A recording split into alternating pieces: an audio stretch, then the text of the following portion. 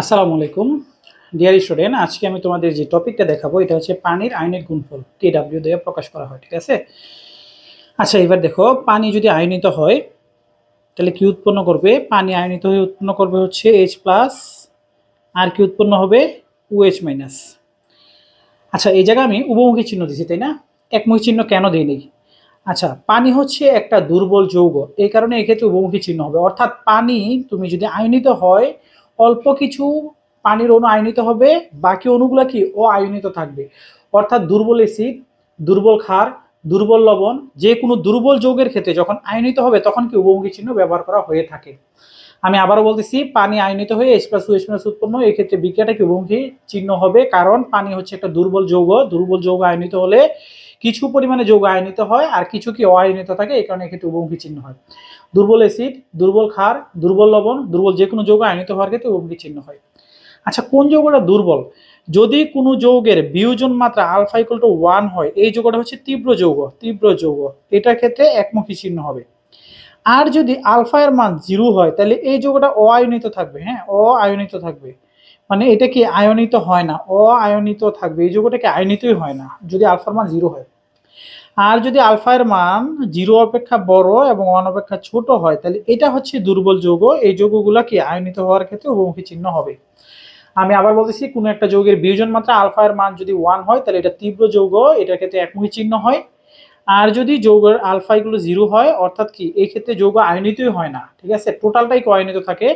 আর যদি বিয়োজন মাত্রা আলফার মান 0 অপেক্ষা বড় 1 অপেক্ষা ছোট হয়, এটা হচ্ছে দুর্বল যৌগ, এই ক্ষেত্রে কি উভমুখী চিহ্ন হবে। এইটা হচ্ছে একটা বেসিক কনসেপ্ট, তোমাদের এডমিশনের ক্ষেত্রে আসতে পারে, এই কারণে একটু দেখাই দিলাম, ঠিক আছে। যেহেতু পানি একটা দুর্বল যৌগ, এই কারণে এক্ষেত্রে কি উভমুখী চিহ্ন হবে। আচ্ছা, এবার দেখো, পানি আয়নিতে কি উৎপন্ন হয়? এইচ প্লাস আয়ন উৎপন্ন হয়। আচ্ছা, এই এইচ প্লাস আয়ন তো পানির ভিতরে থাকে, তাই না? পানির মধ্যে তো অনেকগুলো পানির অণু আছে। এখন পানির অণুর আমরা জানি অক্সিজেন পরমাণু থেকে 2 জোড়া মুক্ত জোড়া ইলেকট্রন আছে।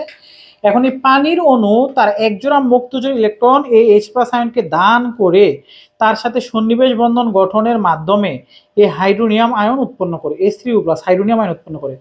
অর্থাৎ পানির অণুর অল্প সংখ্যক অণু আয়নিত হয়ে এইচ প্লাস আয়ন উৎপন্ন করে। এই এইচ প্লাস আয়ন কখনোই পানির ভিতরে কি এইচ প্লাস আয়ন আকারে থাকতে পারে না। অন্য একটা পানির অণু 1 জোড়া মুক্ত জোড়া ইলেকট্রন দান করে সন্নিবেশ বন্ধন গঠনের মাধ্যমে এই এইচ প্লাস আয়নকে কি হাইড্রোনিয়াম আয়নে উৎপন্ন করে ফেলে, ঠিক আছে। তার মানে আমরা পানিকে আয়নিত করলে এইভাবে H2 আরেকটা পানির অণু, দেন কি আমরা হাইড্রোনিয়াম আয়ন H3O+ প্লাস হচ্ছে কি OH মাইনাস আয়ন, এটাও লিখতে পারবো। আবার কি আমরা পানির অণুকে আয়নিত করে H প্লাস প্লাস হচ্ছে OH মাইনাস, এটাও লেখা যায়, ঠিক আছে। আমি প্রথম থেকে কনসেপ্টগুলো ক্লিয়ার করি। পানির অণু আয়নিত হয়ে H plus ion OH minus উৎপন্ন করে, যেহেতু পানির একটা দুর্বল যৌগ এই কারণে উভমুখী চিহ্ন হবে।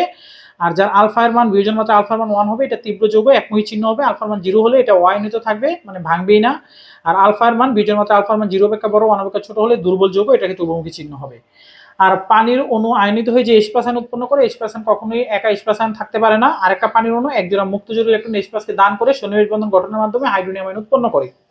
তার মানে আমরা দুইটা পানির অণু এইভাবে hydronium ion plus OH minus এইভাবেও দেখাইতে পারি, আবার পানির অণুকে ভেঙে H প্লাস OH মাইনাস এইভাবেও কি দেখানো যায়।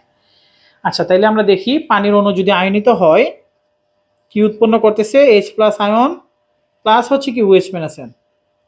আচ্ছা, যেহেতু এটা একটা উভমুখী বিক্রিয়া, উভমুখী চিহ্ন, একটা দুর্বল যৌগ, তাই এই ক্ষেত্রে কি সাম্য ধ্রুবক, সমানুপাতিক ধ্রুবক বা সাম্য ধ্রুবক কে লেখা যায়? কে, যেটা আমরা কেসি লিখতাম, ঠিক আছে, কে লেখা যায়। আচ্ছা, আমরা কেসি দিই। কেসি কি হবে? উৎপাদের মোলার ঘনমাত্রা হবে উপরে, মোলার ঘনমাত্রা হবে উপরে, আর বিক্রিয়কের মোলার ঘনমাত্রা হবে কি নিচে।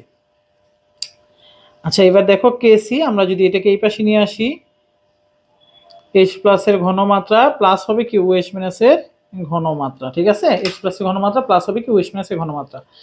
আচ্ছা, এই কেসি মানে কি সমানুপাতিক ধ্রুবক বা সাম্য ধ্রুবক। আর এটা কি পানির ঘনমাত্রা, আমরা জানি বিশুদ্ধ পানির ঘনমাত্রা মান কত? 1।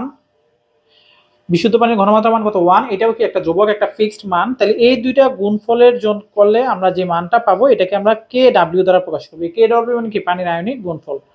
তাহলে কি আসতেছে এইচ প্লাসের ঘনমাত্রা আর কি আসতেছে ওএইচ মাইনাসের ঘনমাত্রা। তার মানে কেডব্লিউ কি আসতেছে এইচ প্লাসের ঘনমাত্রা ওএইচ মাইনাসের ঘনমাত্রা, ঠিক আছে। এইটাই হচ্ছে পানির আয়নিক গুণফল, ঠিক আছে। কেডব্লিউ কি এইচ প্লাসের ঘনমাত্রা ওএইচ মাইনাসের ঘনমাত্রা। তাহলে ডেফিনিশনে কি হবে দেখো, বিশুদ্ধ পানিতে এইচ প্লাস আয়নের ঘনমাত্রা এবং ওএইচ মাইনাস আয়নের ঘনমাত্রা গুণফলকে কি পানির আয়নিক গুণফল বলা হয়। আর দেখো 25 ডিগ্রি সেলসিয়াস তাপমাত্রায়, 25 ডিগ্রি সেলসিয়াস তাপমাত্রায় এই কেডব্লিউ এর মান কত হবে 10⁻⁻14। এটা একটা এক্সপেরিমেন্টাল ভ্যালু, ঠিক আছে। 25 ডিগ্রি সেলসিয়াস তাপমাত্রায় কেডব্লিউ অর্থাৎ পানির আয়নিক গুণফলের মান কত 10⁻⁻14। তাহলে দেখো তো এবার কি আমরা এটা লিখতে পারি এইচ প্লাসের ঘনমাত্রা আর ওএইচ মাইনাসের ঘনমাত্রা কত হবে 10⁻⁻14 হবে কত ডিগ্রি সেলসিয়াস তাপমাত্রায় 25 ডিগ্রি সেলসিয়াস তাপমাত্রায়। তাহলে পানি আয়নিক গুণফলের ডেফিনিশন কি হবে আমি আবার বলতেছি, মনোযোগ দিয়ে শোনো। বিশুদ্ধ পানিতে এইচ প্লাস আয়নের ঘনমাত্রা এবং ওএইচ মাইনাস আয়নের ঘনমাত্রা গুণফলকে পানির আয়নিক গুণফল বলা হয়, এটাকে কেডব্লিউ দ্বারা প্রকাশ করা হয়। এবং 25 ডিগ্রি সেলসিয়াস তাপমাত্রায় পানির আয়নিক গুণফলের মান কত 10⁻⁻14। ঠিক আছে ডিয়ার স্টুডেন্ট, আজকে এতটুকুই থাকবে।